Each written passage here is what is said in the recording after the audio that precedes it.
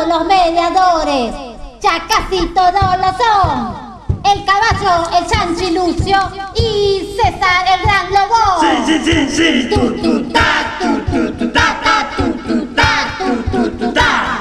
A la escuela de Anselmo, todo lo que va a asistir. En la escucha activa, el lenguaje de yo, todo van a vivir. Sí.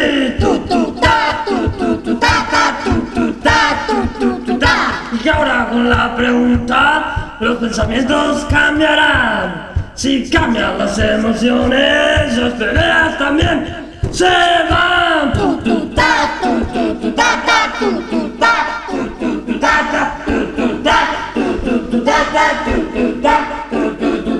El tren de los mediadores lo sabremos conducir y así entre todos